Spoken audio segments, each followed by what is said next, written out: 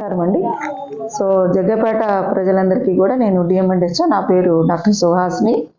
So ఇక్కడ మాకు నిన్న నైట్ మా డాక్టర్ గారు అనిల్ గారు ద్వారా మాకు అక్కడక్కడ కొంచెం డయేరియా అనేది కేసెస్ ఉన్నాయని ఇన్ఫర్మేషన్ నాకు రావడం జరిగింది. అక్కడ ఉన్న కేసులు ఒక ప్రైవేట్ హాస్పిటల్లో అడ్మిట్ అయి ఉన్నారు. సో వెంటనే నేను వచ్చి రాత్రి 11:30కి వచ్చా. అప్పటికే మా టీం అందరూ ఉన్నారు, ఎమ్మెల్యే గారు కూడా ఉన్నారు. నాకు హెల్త్ మినిస్టర్ గారు కూడా, ఆయనకు కూడా ఇన్ఫర్మేషన్ తెలిసి సార్ కూడా నాకు ఆదేశాలు ఇవ్వడం జరిగింది.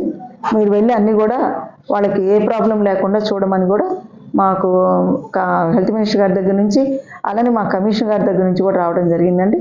నేను అక్కడికి వచ్చి అక్కడ కేసెస్ అన్ని హిస్టరీ తీసుకుంటే ఏ కేసు కూడా మనకి ఎపిడమిక్ అంటేనండి ఒకే దగ్గర ఉన్నవాళ్ళు 5 కన్నా ఎక్కువ వస్తే దాన్ని ఎపిడమిక్ అంటారు. కానీ ఇక్కడ మా అబ్జర్వేషన్ ఏంటంటే అక్కడ ఒక కేసు, అక్కడ ఒక కేసు, అక్కడ ఒక కేసు, అంటే అన్నీ ఒక దగ్గర నుంచి రాలా, అక్కడక్కడ.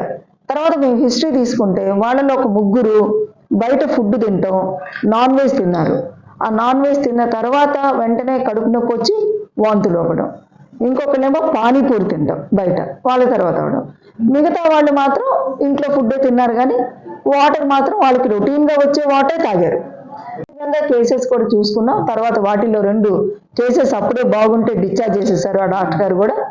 వాటిలో ఒక కేసు కూడా మాత్రం కొంచెం అక్యూట్ కిడ్నీ ఇంజరీ అనేది ఉన్నందువల్ల ఆ కేసుని విజయవాడ వాళ్ళు మేము గవర్నమెంట్ హాస్పిటల్కి పంపిస్తామంటే వాళ్ళు ప్రైవేట్ హాస్పిటల్కి మేము వెళ్తామని మాకు తెలుసు అని చెప్పి ఆంధ్ర హాస్పిటల్ గొల్లపూడికి వెళ్ళారండి.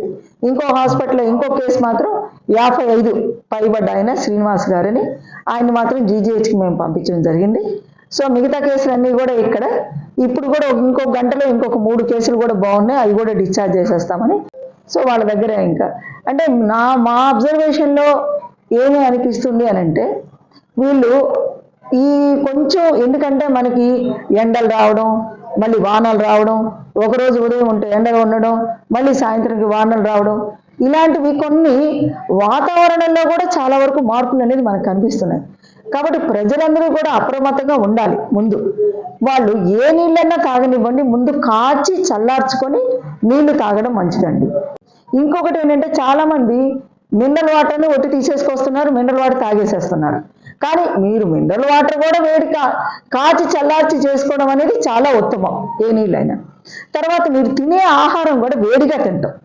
ఇప్పుడు మనకి ఈ ఫ్రిడ్జ్లన్నీ వచ్చిన తర్వాత ఏమవుతుందంటే 2-3 రోజుల ఆహారం కూడా అందుట్లో పెట్టుకుంటున్నాం. బాగానే ఉంటుంది అనుకుని చెప్పి అదే మళ్ళీ వేడి చేసుకుని తింటున్నాం. అంతకుముందు మనకి ఫ్రిడ్జ్లో ఏమీ లేనప్పుడు ఏ రోజు వంట ఆ రోజు చేసుకునేవాళ్ళం. ఇప్పుడు ఇంకా ఏమైంది, బయటంతా కూడా మన కర్రీ పాయింట్స్ కూడా దొరికాయి. మనం ఆ కర్రీ పాయింట్లు తీసుకొచ్చుకొని తింటాం. ఇంట్లో 2 రోజులు 3 రోజులు ఆ ఫ్రిడ్జ్లో తింటాం. దయచేసి ఈ ఫ్రిడ్జ్లో 2-3 రోజులు ఉన్న ఆహారాన్ని మాత్రం తీసుకోకండి. మీరు ఉన్న దాంట్లో చేసుకొని ఆహారం తీసుకొని, ఆహారం కూడా తీసుకునే ప్రతి దాని మీద మూతలు అనేది ఉంచుకోవాలి, అదొకటి.